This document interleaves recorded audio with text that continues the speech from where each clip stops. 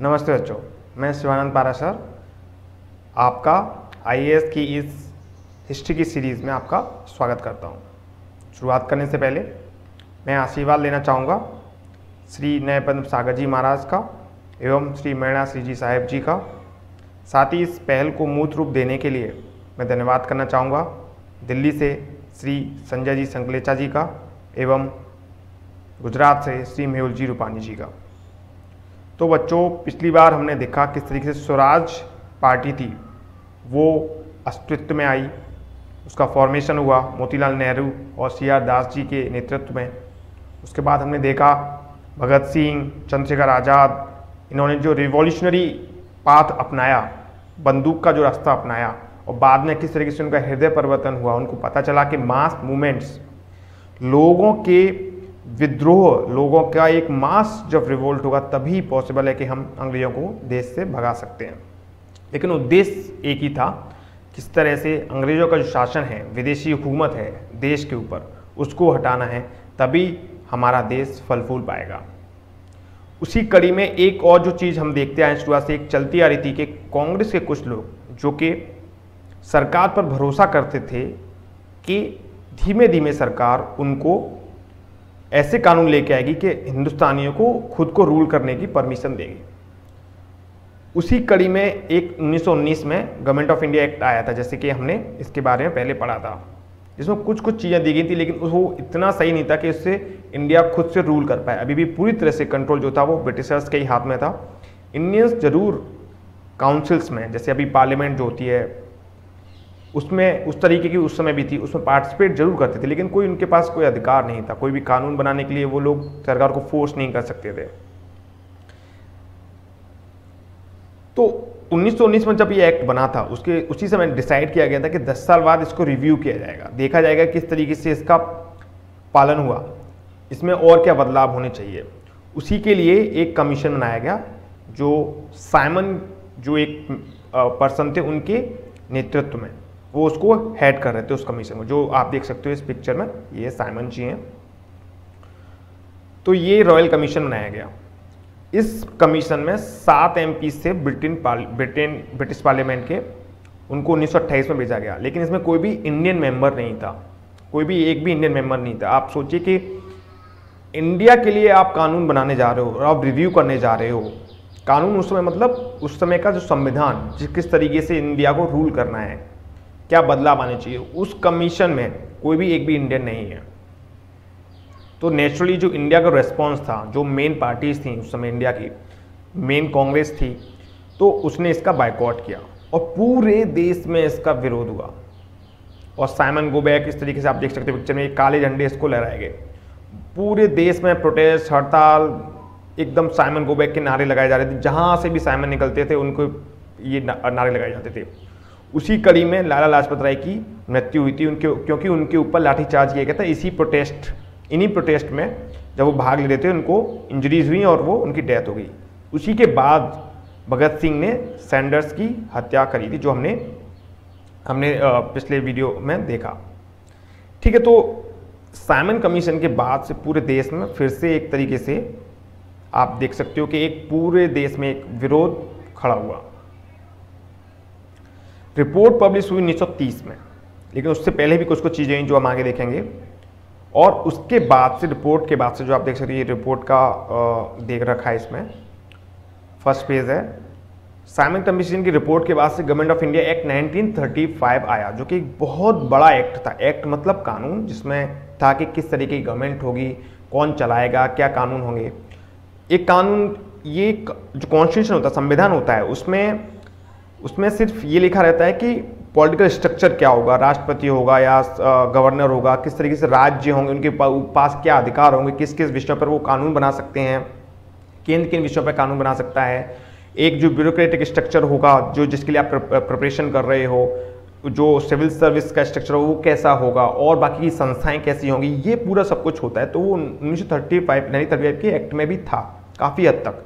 इसीलिए जो हमारा संविधान बना उसमें बहुत बड़ा योगदान जो है वो 1935 का जो एक्ट था गवर्नमेंट का, उसका है, राइट।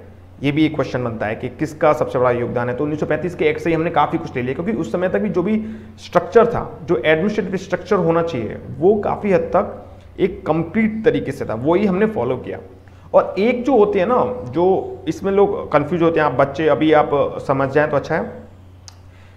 एक पीनल कोड होता है, पीनल कोड होता है, क्रिमिनल प्रोसीजर कोड होता है। उसमें क्या है कि आप कुछ गलत करते हो तो क्या आपको सजा मिलेगी, वो अलग चीज़ होती है, ठीक है, वो कानून अलग होता है, जिसमें आपको सजा दी जा रही है या कुछ और प्रावधान है कि आप ये गलत करोगे तो ये होगा, आप ये गलत करोगे तो ये होगा, या फिर अलग कानून और आते हैं। लेकिन संविधान जो होता है उसमें बेसिकली मेन पॉलिटिकल स्ट्रक्चर क्या होगा, जो स्ट्रक्चर जो स्टेट है, मतलब जो गवर्नमेंट हम जो बोलते हैं, एक पॉलिटिकल जो स्ट्रक्चर गवर्नमेंट और सिटीजन्स जो नागरिक है उनके बीच में क्या संबंध होगा, नागरिकों के पास क्या अधिकार होंगे और किस समय वो नागरिकों के अधिकार पर प्रतिबंध लगा सकते हैं, कब उनको रोक सकते हैं।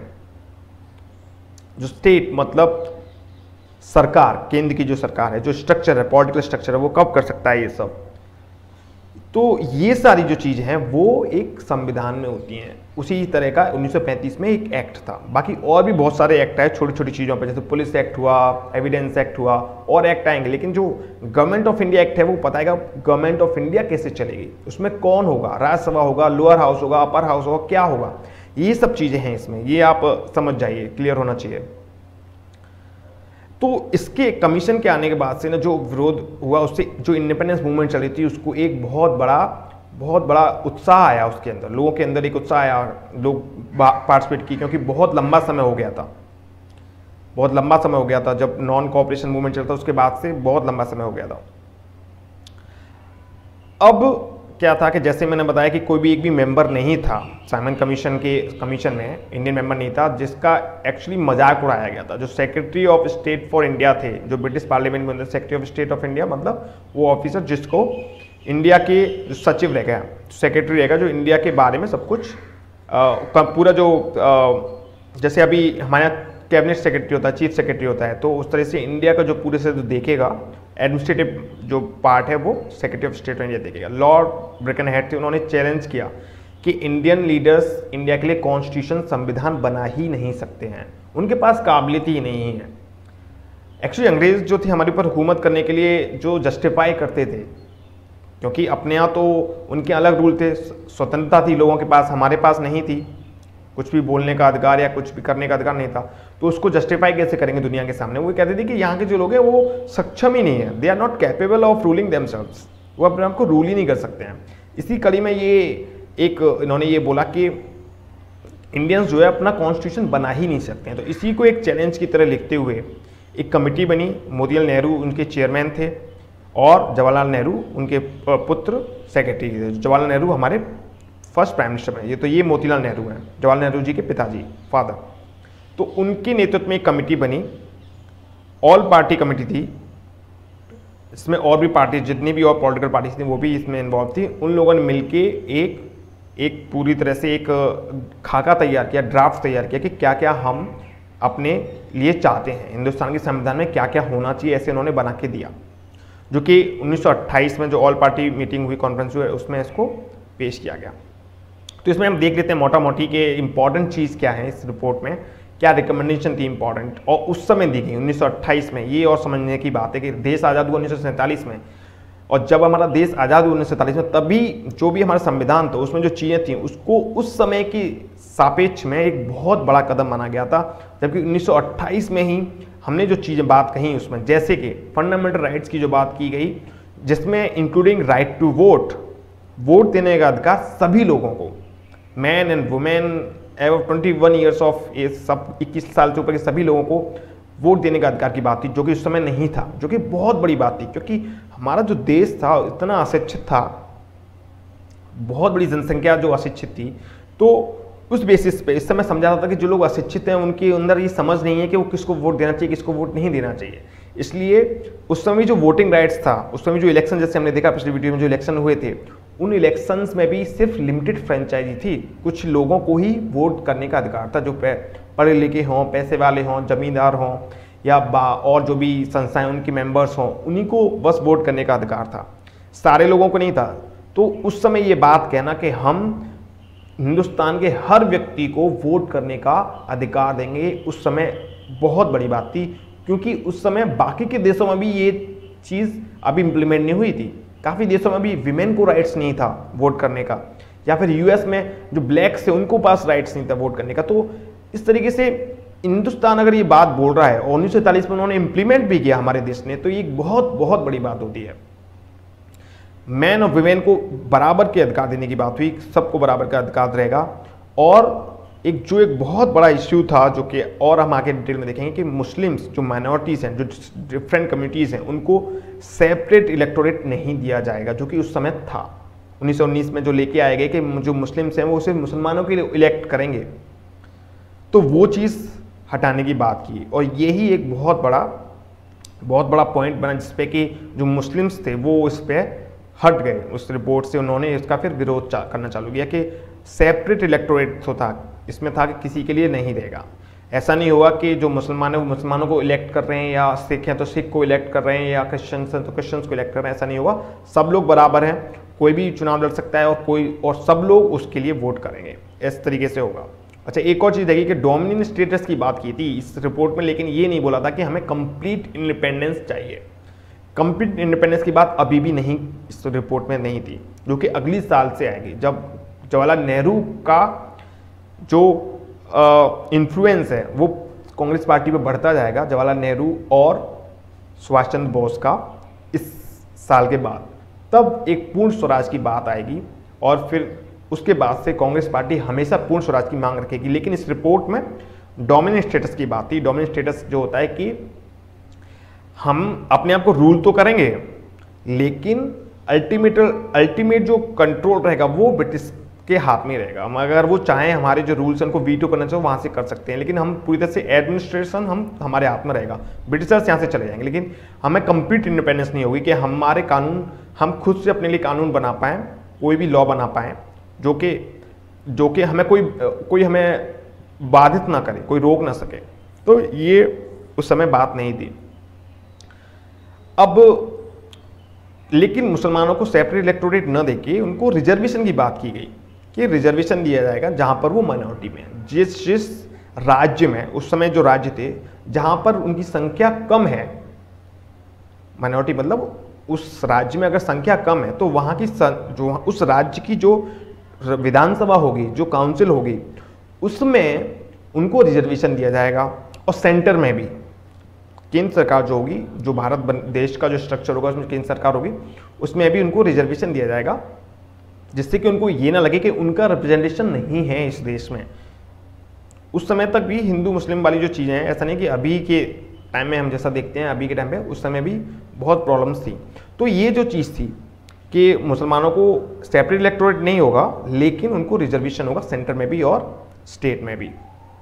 फेडरल फॉर्म ऑफ गवर्नमेंट होगी। फेडरल फॉर्म का मतलब क्या होता है कि दो सरकारें हैं देश में, जैसे अभी है एक केंद्र सरकार है ना, और राज्य सरकार, राज्यों में राज्य सरकार है, तो एक फेडरल फॉर्म बोला जाता है। पर इसके कई सारे और बिंदु होते हैं। तो फेडरल फॉर्म गवर्नमेंट होगा, दो तरह की सरकारें होंगी। जो केंद्र सरकार होगी वो मेनली देखेगी बड़े बड़े इश्यूज जो पूरे देश के लिए मैटर्स करते हैं, जैसे डिफेंस है। अब कोई स्टेट अपनी सुरक्षा तो खुद से नहीं कर सकता है, खुद की अपनी मिलिट्री तो नहीं रख सकता है, तो डिफेंस हुआ, कम्युनिकेशन हुआ, इस तरीके की जो चीज़ें, विदेश नीति हुई, ये सब जो चीज़ें हैं, फॉरेन पॉलिसी जो, ये जो चीज़ें वो सेंटर के हाथ में रहेंगी। और कुछ और विषय जो कि जरूरी है कि पूरे देश के लिए एक समान होने चाहिए, जैसे एडमिनिस्ट्रेटिव स्ट्रक्चर, जैसे पूरे देश में आईएएस जो है वो सेंटर रिक्रूट करता है, सेंटर के जो संस्था है वो रिक्रूट करती है, यूपीएससी सेंटर ही कानून बनाती है, उनको किस तरीके से चलेगा, उनके डिसिप्लिनरी जो भी रूल्स होंगे वो सेंटर बनाती है, एक समानता रखने के लिए पूरे देश में, है ना। पूरे देश में जो एडमिनिस्ट्रेशन है वो एक तरीके से, इसलिए आईएएस, आईपीएस और इंडियन फॉरेस्ट सर्विस है, ये तीन हैं ऑल इंडिया सर्विसेज। बाकी लेकिन ये काम को जो करते हैं वो किसके अंडर करते हैं, राज्य सरकारों के अंडर ही करते हैं। तो फेडरल फॉर्म गवर्नमेंट में राज्य सरकारें होंगी, उनके अपने अलग अधिकार होंगे, उनके पास अलग विषय होंगे जिन पे वो कानून बना सकते हैं। अब कुछ विषय ऐसे हो सकते हैं जो कि उसमें नहीं डिसाइड कर पाए, तो जो रेजिडुअल पावर्स जिनको बोला जाता है, रेजिडुअल पावर्स, कि कुछ पावर्स जो हैं वो इसमें नहीं है और पता चला कि इस पे अब कौन कानून बनाएगा, तो वो जो अधिकार है वो सेंट्रल गवर्नमेंट के पास रहेगा।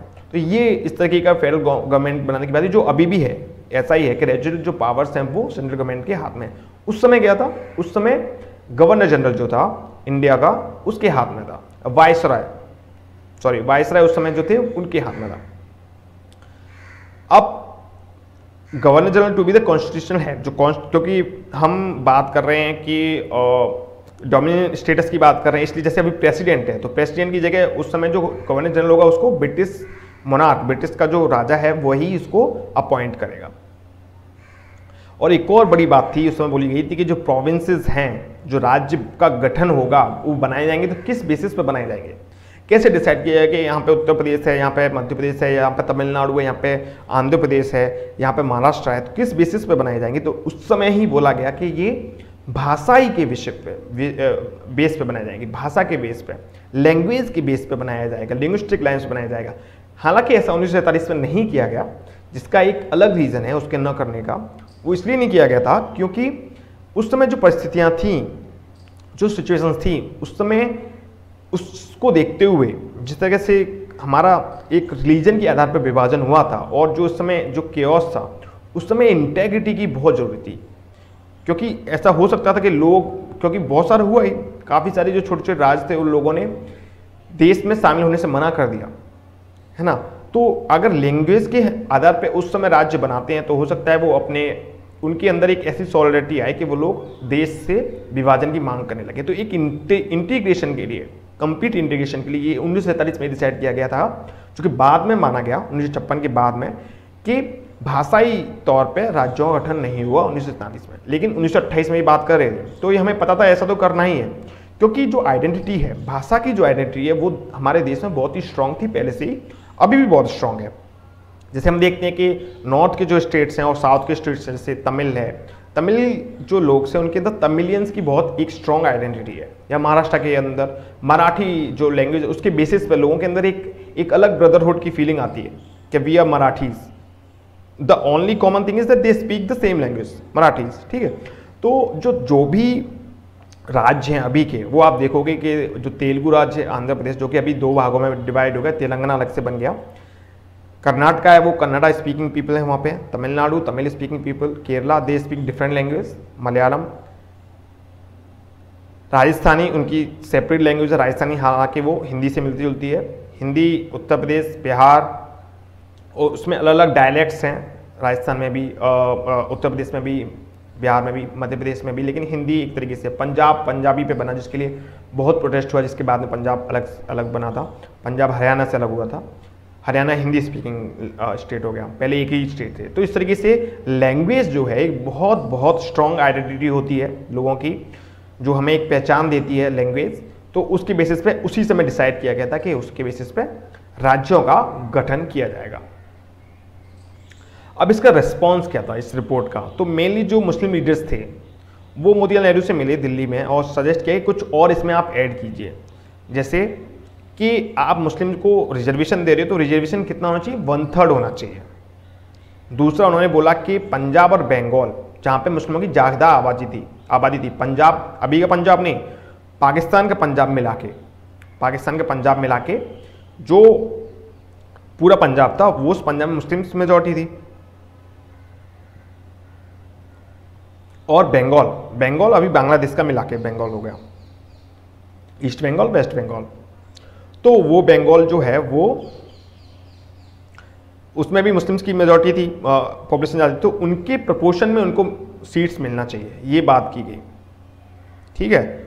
और एक और बात की गई कि जहाँ पे और राज्य हैं मुस्लिम बहुल और एरिया हैं वहाँ पे अलग से स्टेट्स बनाए जाए, जो कि अभी डिफरेंट सेपरेट स्टेट्स नहीं थे, जैसे सिंध जो कि पाकिस्तान में है, बलूचिस्तान जो कि पाकिस्तान में है, नॉर्थ वेस्ट फ्रंटियर वो भी पाकिस्तान में। तो ये जो 3 एरियाज़ हैं इनको अलग से सेपरेट स्टेट्स बनाया जाए, ये 3 मांगे रखी थी, जो कि एक और मांग थी, चौथी मांग, 4 मांगे थी, एक 3 जो मेन मांगे थी उनको एक्सेप्ट कर लिया गया था कि ठीक है ये हम करेंगे। लेकिन जो दूसरा ग्रुप था, हिंदू महासभा थे, उन लोगों ने इसका अपोज किया कि आप ये क्या कर रहे हैं, ये तो कम्युनल रिप्रेजेंटेशन हो गया बंगाल और पंजाब में, आप धर्म के आधार पर किसी को रिप्रेजेंटेशन कैसे दे सकते हैं, आप धर्म के आधार पर रिप्रेजेंटेशन नहीं देना चाहिए हमारे देश में, ये बात उन्होंने कही। तो अब इसको उनको एसोएट करने के लिए, उनको कंसेशन देने के लिए ये बात मानी गई कि ठीक है हम सेपरेट इलेक्टोरेट तो नहीं दे रहे हैं ना, अभी तो सेपरेट इलेक्टोरेट है, अभी तो मुसलमानों को इलेक्ट करते हैं, अभी के सिचुएशन में। तो वैसा तो हम इस मांग को तो नहीं मांग रहे ना, ये वाली मांग थी जो मुस्लिम लीग थी उनकी, ये वाली मांग थी भी, सेपरेट इलेक्टोरेट होना चाहिए मुसलमानों के लिए। नहीं तो इसमें क्योंकि मेजॉरिटी हिंदूज हैं तो हम लोग यहाँ पे सुरक्षित नहीं रह पाएंगे, हमारे जो इंटरेस्ट है उनको प्रोटेक्शन नहीं होगा। और यही आगे एक बेसिस बना कि सेपरेट पाकिस्तान की मांग की गई, जो कि पूरी तरह से रिलीजन बेस्ड था। तो हिंदू महासभा को ये इस तरीके से इनको समझाया गया कि हम सेपरेट इलेक्टोरेट नहीं दे रहे हैं मुस्लिम्स कम्युनिटी को, हम उन्हें रिजर्वेशन दे रहे हैं सिर्फ, और सिर्फ वहाँ पे जहाँ पे वो माइनॉरिटीज़ में हैं। इस चीज़ को वो उस बात पे वो इस बात को मान गए, चलो ठीक है। लेकिन आगे बातें और आगे बढ़ गई, जो हम आगे के वीडियोस में देखेंगे। अभी यहाँ पर जिन्ना जी थे, उन्होंने अपने 14 पॉइंट्स दिए, क्योंकि जो मुस्लिम लीग थी वो तैयार नहीं थी, कि जो नेहरू रिपोर्ट है उसको सपोर्ट किया जाए, क्योंकि उनको लगता था सेपरेट इलेक्टोरेट तो बहुत बहुत इंपॉर्टेंट है। तो जिन्ना ने भी अपने एक 14 पॉइंट्स दिए थे, जिसमें 3 जो चीज़ें थी वो तो यही थी, 3 चीज़ें जो अभी हमने डिस्कस की। बाकी कुछ और चीज़ें भी थी जो कि इतना आपको डिटेल में नहीं आना है, बट मैं एक एक करके जैसे बता देता हूँ। उसमें कई सारे जो टर्म्स आएंगे वो आप समझ पाओगे। तो एक तो पहला था कि आप जो रेजिडुअल पावर्स के साथ में प्रोविंसेस बनाओगे, वो उसमें क्या बात हो रही है कि रेजिडुअल पावर्स हैं, जो अगर पेपर पे हम डिसाइड नहीं कर पा रहे हैं और फिर कुछ ऐसा मुद्दा आता है जिस पर कानून बनाना है, तो वो स्टेट्स के पास होगा। तो मतलब वो जो फेडरल स्ट्रक्चर चाह रहे थे जिन्ना के पॉइंट्स, वो उसमें स्टेट के पावर्स ज़्यादा पावर होगा, प्रोविंशियल ऑटोनॉमी, उनके पास ज़्यादा और अधिकार होने चाहिए, स्वायत्तता होनी चाहिए, ऑटोनॉमी होनी चाहिए। और स्टेट्स के बिना आप कोई कॉन्स्टिट्यूशनल अमेंडमेंट नहीं कर सकते हो। मतलब वो एक ऐसा स्ट्रक्चर चाह रहे थे जिसमें स्टेट्स के पास में ज़्यादा राइट्स हो। ऐसा क्यों, आप इस चीज़ को समझिए, ऐसा क्यों? क्योंकि जब वो एक ऐसा देश चाह रहे हैं जिस देश में कुछ राज्य हैं जहाँ पे मुसलमानों की जनसंख्या ज़्यादा है, तो वो चाह रहे हैं कि एक इस तरीके से स्टेट्स के पास ज़्यादा पावर्स हों, जिससे कि फ्यूचर में ऐसा ना हो कि सेंटर में गवर्नमेंट जो है वो उनके राइट्स को कम कर दे, या मुस्लिम जो पॉपुलेशन वाली जो स्टेट्स हैं उनको ख़त्म कर दे। जैसे अभी क्या होता है कि स्टेट्स को उनकी बाउंड्री चेंज करना, स्टेट को बाइफरकेट करना, उनके नेम चेंज करना, ये सारा का सारा पूरा राइट सेंट्रल गवर्नमेंट के पास है। अभी they can abolish any state all together at any time. However there are some procedural restrictions, but central government के पास पूरी पावर्स है। तो इस चीज़ को आप समझिए कि ये चीज़ क्यों है, क्यों वो चाह रहे हैं कि स्टेट्स के पास ज़्यादा पावर्स हो। तो इसी जो फियर्स थे, जो मुस्लिम जो कम्युनिटी है उनके जो लीडर्स थे, वो जो लोग खुल के बोलते थे कि ये फियर है हमें कि यहाँ पे हिंदू मेजॉरिटी, अगर ब्रिटिशर्स चले गए तो हिंदू मेजॉरिटी गवर्नमेंट आएगी और वहाँ पे हम हो सकता है कि मुसलमान हैं उनके जो कल्चरल वैल्यूज़ हैं या उनके जो रिलीजियस प्रैक्टिसेस हैं उनको उतना प्रोटेक्शन ना मिले, राइट। तो इसीलिए वो चाहते थे कि अगर हम एक ही देश है, अभी इस समय वो बात नहीं आ रही है कि सेपरेट पाकिस्तान चाहिए, जिन्ना की ये बात नहीं है। ठीक है, हमारा देश आज़ाद होगा, अगर हमें कॉन्स्टिट्यूशन बनाना है तो उसमें राज्यों के पास में अधिकार ज़्यादा होने चाहिए। तो इसी क्रम में एक और जैसे मांग थी कि जितने भी लेजिस्लेचर्स जो होंगी, इलेक्टेड बॉडीज़ जो होंगी, उसमें मुस्लिम रिप्रेजेंटेशन सफिशिएंट होनी चाहिए उन एरियाज़ में जहाँ पे वो माइनॉरिटीज़ में है। मतलब जहाँ पे उनकी जनसंख्या कम है, मान लो यूपी में उनकी जनसंख्या कम है जस्ट फॉर एग्जांपल, तो वहाँ पे जो लोकल बॉडीज़ है उनमें रिप्रेजेंटेशन उनका होना चाहिए। ऐसा नहीं कि उनका रिप्रेजेंटेशन ना हो, बिल्कुल भी उनके लिए सीट्स होनी चाहिए। तो ये पूरी तरह से उनके जो मुस्लिम जो राइट्स हैं उनको प्रोटेक्शन की ये बात कर रहे हैं। तो यही मेनली इन पॉइंट्स में था, और बाकी पॉइंट्स वो रिपीट किए गए कि जो सेंट्रल लेजिस्लेचर 1/3 रिप्रेजेंटेशन जो पहले ही बात बोल दी गई है, 1/3 मेंबर सेंट्रल स्टेट कैबिनेट में भी। कैबिनेट क्या होती है कि एक तो है कि जब हम जो अभी की पार्लियामेंट है, आप समझिए जो लोकसभा है उसके चुनाव होते हैं, है ना, राज्यों में जो विधानसभा होती है उसके चुनाव होते हैं, तो जो मेंबर चुन के आते हैं उस सारे मेंबर्स को लेजिस्लेचर बोला जाता है। सारे एमएलएस को या सारे एमपीज को लेजिस्लेचर बोला जाता है। अब उसमें से कोई पार्टी जिसकी बहुसंख्या होती है, दे हैव मेजॉरिटी, जैसे अभी बीजेपी की केंद्र में और राज्यों में अलग अलग पार्टीज की है, कहीं पे कांग्रेस, कहीं पे बीजेपी, कहीं पे तृणमूल कांग्रेस, कहीं पे कुछ है ना। तो उनकी जो मेजॉरिटी होती है वो सरकार बनाती है, और उस सरकार में कुछ मंत्री बनते हैं, है ना, उसको कैबिनेट बोला जाता है। और मंत्री ही जो होती है वही सरकार होती है, उन्हीं के हाथ में पावर्स होती हैं। बाकी के जो एमपीज हैं उस पार्टी के, उनके हाथ में नॉर्मल एमपीज हैं वो, और they are part of the legislature. और जो मंत्री होते हैं उसको एग्जीक्यूटिव बोला जाता है, वही कानून बनाते हैं और कानून का पालन करते हैं। हालांकि कानून बनाने का काम लेजिस्लेचर का है, लेजिस्लेचर का काम है कानून बनाने का। तो इस तरीके से वो स्टेट कैबिनेट्स में भी, सेंट्रल कैबिनेट्स में भी वो रिजर्वेशन चाहते थे, पूरी तरह से रिजर्वेशन चाहते थे। मतलब बहुत ऐसी मांगे थी जिसमें मतलब मुस्लिम्स जो है उनके पूरी तरह से उनका रिप्रेजेंटेशन रहेगा कहीं पे भी, और सेपरेट इलेक्टोरेट की मांग भी थी। ये एक सबसे बड़ा मुद्दा था, सेपरेट इलेक्टोरेट। हालांकि ऐसा बोला जाता है कि जिन्ना इस बात से खुश थे कि सेपरेट इलेक्टोरेट, जॉइंट इलेक्टोरेट भी ठीक है, लेकिन बाकी के जो लीडर्स थे मुस्लिम लीग के, वो इस बात पे अड़े हुए थे कि सेपरेट इलेक्टोरेट तो चाहिए ही चाहिए। तो ये एक बहुत बड़ा मुद्दा बन गया। बाकी की चीज़ें तो मान भी ली है, काफ़ी बातें तो मान ली थी कांग्रेस पार्टी ने, लेकिन सेपरेट इलेक्टोरेट के बाद पे वो नहीं मानते यार, क्योंकि सेपरेट इलेक्टोरेट आपने एक हमेशा के लिए आप ऐसा डिसाइड कर दोगे कि मुस्लिम्स अलग हैं, हिंदू अलग हैं, हमेशा ऐसा एक टसल बनी रहेगी। तो इसलिए सेपरेट इलेक्टोरेट को कांग्रेस मानने को तैयार नहीं थी, और बाकी की दूसरी जो पार्टी थी हिंदू महासभा, तो किसी कीमत पर उसको मानने को तैयार नहीं थी, तो इसलिए कांग्रेस भी नहीं मान सकती थी। बाकी एक और जो पॉइंट था कि कोई भी अगर बिल होगा जहाँ पर माइनॉरिटी कमेटी के इंटरेस्ट की बात है, तो उस बिल को 3/4 उसको मेंबर्स उसको अप्रूव करना चाहिए, उसको बिल को पास करने के लिए, ऐसा था। बाकी और एक और जो चीज़ थी कि बंगाल, पंजाब और नॉर्थ वेस्ट फ्रंटियर प्रोविंस है, उनका आप रीऑर्गेनाइजेशन नहीं करोगे, उनका जो मेजॉरिटी है मुस्लिम्स उस स्टेट्स में, वहाँ पर मेजॉरिटी रहनी चाहिए। बाकी ये 3-4 और ये, जैसे एक और है कि सिंध को सेपरेट, जो कि बात मान ली थी, सेपरेट करना है, और बलूचिस्तान और नॉर्थ वेस्ट में कॉन्स्टिट्यूशन रिफॉर्म्स लेके आने हैं, फुल रिलीजियस फ्रीडम होनी चाहिए, उनको कल्चरल और एजुकेशनल राइट्स को प्रोटेक्शन के लिए एक्स्ट्रा राइट्स देने चाहिए, जो कि हमारे संविधान में है। हमारे संविधान में फ्रीडम ऑफ रिलीजन तो है ही, आर्टिकल 25 से स्टार्ट होता है 28 तक, फिर 29-30 में है, जो आप पढ़ोगे, जब पॉलिटी की आप बुक्स पढ़ोगे 6, 7, 8 से ही आता है, 9, 10 में और अच्छे से आएगा। तो उसमें जो रिलीजियस माइनॉरिटीज़ हैं, हालांकि उसमें रिलीजियस माइनॉरिटीज़ एक तरह से डिफाइन नहीं किया गया है संविधान में, लेकिन जो भी रिलीजियस माइनॉरिटीज़ हैं या लिंग्विस्टिक माइनॉरिटीज़ हैं, उनको अपने कल्चरल राइट्स को प्रोटेक्ट करने का पूरी तरह से संविधान में प्रोटेक्शन दिया गया है। एजुकेशनल राइट्स को, अपने लिंग्विस्टिक राइट्स को, अपने जो भी इनको लगता है कल्चर को किस तरीके से प्रोटेक्ट करना है वो कर सकते हैं। तो ये एक एक्स्ट्रा जो प्रोटेक्शन दी गई है वो हमारे संविधान के थ्रू दी गई है। सिर्फ एक जो मुद्दा था वो था सेपरेट इलेक्टोरेट का, वो कांग्रेस मानने को तैयार नहीं थी और ना ही हिंदू महासभा मानने को तैयार थी। उसके बाद कुछ और ऐसे इंसिडेंट्स हुए जिसकी वजह से फिर जो मांग थी वो एक सेपरेट कंट्री के लिए मांग बन गई कि हमें अपना एक अलग देश चाहिए, हम इस देश में नहीं रह सकते हैं। तो फिर बाद में पाकिस्तान का विभाजन हुआ, जो कि फिर बाद में 2 भागों में बट गया। ईस्ट में था वो ईस्ट बंगाल जो था वो बांग्लादेश बन गया, और पाकिस्तान जो था वेस्ट पाकिस्तान, उसे ईस्ट पाकिस्तान बोलते थे, वेस्ट पाकिस्तान था वो अपना एक पाकिस्तान अलग कंट्री जो है वो अभी है। तो ये आज हमने देखा आज के वीडियो में। फिर से एक बार रिवाइज कर लेते हैं, एक बार फिर से देख लेते हैं कि साइमन कमीशन जो थे वो क्यों आया। साइमन कमीशन वो आया कि जो गवर्नमेंट ऑफ इंडिया एक्ट था 1919 में, उसको रिव्यू करने के 10 साल में जो डिसाइड किया गया था, लेकिन वो पहले ही आ गया। तो साइमन कमीशन आया जो कि 1928 में भेजा गया इसको, 7 MP से ब्रिटिश की, इसमें कोई भी इंडियन मेंबर नहीं था, इसलिए पूरे देश में इसका विरोध हुआ, काले झंडे फहराए गए, साइमन गो बैक की बात हुई, इसमें लाला लाजपत राय थे, उनकी इसमें लाठीचार्ज की वजह से उनकी मृत्यु हो गई, जिसके बाद भगत सिंह ने जो सैंडर्स की हत्या करी थी। इम्पैक्ट ये था कि 1935 का जो एक्ट था इसी साइमन कमीशन की रिपोर्ट पे आया, जो 1935 का जो एक्ट था, और जो कि जो इंडियन इंडिपेंडेंस मूवमेंट को भी इसके बहुत ही एक उत्साह आया इस साइमन कमीशन की बात से, जो विरोध हो रहा था उसकी वजह से।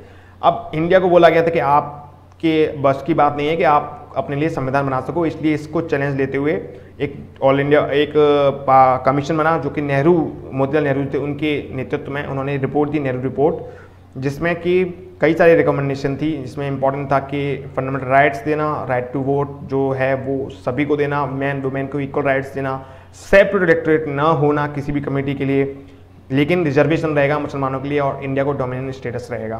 फेडरल फॉर्म गवर्नमेंट रहेगी जिसमें ग्रेजुएट पावर जो रहेंगी वो सेंटर के पास रहेंगी। गवर्नर जनरल जो है वो ही will be appointed by British monarch, right. So ये रिवीजन में हम जल्दी से देख रहे हैं। प्रोविंसेस जो हैं वो लिंग्विस्टिक लाइंस पे बनेंगे, जो कि बाद में ऐसा ही हुआ। रेस्पॉन्स जो था मुस्लिम जो उन्होंने अपनी नई मांगें रखी उसमें, ताकि जो 1/3 रिप्रेजेंटेशन मुस्लिम का सेंट्रल लेजिस्लेचर में होना चाहिए, पंजाब बंगाल को उनके पॉपुलेशन के प्रोपोर्शन में होना चाहिए, 3 नए स्टेट्स बनानी चाहिए, Sindh, Baluchistan, North West Frontier Province. Hindu Mahasabha इस बात को मानने को तैयार नहीं थी कि इनको सेपरेट इलेक्टोरेट बनना चाहिए, और वो इसी बात पहले तो वो कम्युनल रिप्रेजेंटेशन जो था बंगाल और पंजाब में उसी से खपाते, लेकिन जब उनको ये समझाया गया कि आप सेपरेट इलेक्टोरेट की हम बात नहीं मान रहे हैं, तो वो लोग थोड़ा सा इस चीज़ से वो हुए। देन जिन्ना ने अपनी बातें रखी जिसमें बहुत सारे पॉइंट्स है जो कि हमने पिछले अच्छे से देखे हैं। तो ये इसमें वीडियो में छोटी सी चीज़ें थी, आपको अगर अच्छे से देखोगे तो दिमाग में काफ़ी लंबे टाइम तक रहेगी। समझने की कोशिश करनी है, चीज़ों को समझना है। आप जब अभी इस समय अगर आपने सोच रहे हो कि आपको आईएएस तैयारी करनी है तो आपको अभी से चीज़ें जो हैं वो समझनी है। आपको कोई भी एक भी चीज़ याद करने की कोई ज़रूरत नहीं है, एक भी चीज़ याद करने की ज़रूरत नहीं है। आपके जो क्लास जो सोशल स्टडीज़ की जो बुक है उस बुक में जो भी चीज़ आता है, चाहे वो हिस्ट्री से रिलेटेड हो, पॉलिटी से रिलेटेड हो, उस चीज़ को समझना है। समझना है कि ग्राम पंचायत क्या होती है, डेमोक्रेसी क्या होती है। हिस्ट्री में जैसे अगर इस ये है जो आपको 6th 7th 8th में काफ़ी कुछ आ जाता है हिस्ट्री में, तो वो जो चीज़ें हैं वो क्या है समझने की कोशिश करनी है। इंडस वैली जो जैसे आप पढ़ोगे 6th 7th 8th में आता है तो वो क्या है उसमें, तो इस तरीके से आपको चीज़ें समझनी है। अगर आप फ्यूचर में आईएएस की प्रिपरेशन की कोशिश सोच रहे हो तो आपको इसी तरह से आपको पढ़ना है कि जो सोशल स्टडीज़ जो होती हैं उसको समझना है। और करंट में क्या हो रहा है उसको अगर आप थोड़ा बहुत न्यूज़ अगर थोड़ा बहुत देखते हैं तो उसमें जो न्यूज़ जो आती हैं वो हमारे इतने इंपॉर्टेंट नहीं होती हैं, जो फालतू न्यूज़ ज़्यादा आती हैं। बट एक तरह से आपको ये बस उसका समझना है कि अच्छा ये प्राइम मिनिस्टर हैं, इनके पास ये पावर्स होती हैं, ये राष्ट्रपति हैं, इनके पास में ये पावर्स होती हैं। इस तरीके से हमारी विदेश नीति चलती है, या मतलब छोटी छोटी चीज़ें आप समझिए कि मतलब एमपी जो होते हैं उनके क्या काम होते हैं। प्रधान के इलेक्शन है तो वो कौन करा रहा है, अभी जैसे यूपी में इलेक्शन हुए तो वो उनके क्या काम होते हैं। हमारे आसपास के एरियाज़ को आप देखिए कि अच्छा हिस्टोरिकल इसके क्या रिलेशन है। आसपास को देखिए कि आपकी जो नदी बह रही है तो वो किस तरीके से क्या क्या स्ट्रक्चर बना रही है, क्या कहाँ से आ रही है वो नदी और क्या है। तो इस तरीके से आप सोच जो है वो आप एक सोशल स्टडीज से रिलेटेड आपको करनी है, जिससे कि आपको आगे बहुत आसानी होगी। ठीक है, तो नेक्स्ट वीडियो तक के लिए तब तक के लिए नमस्ते।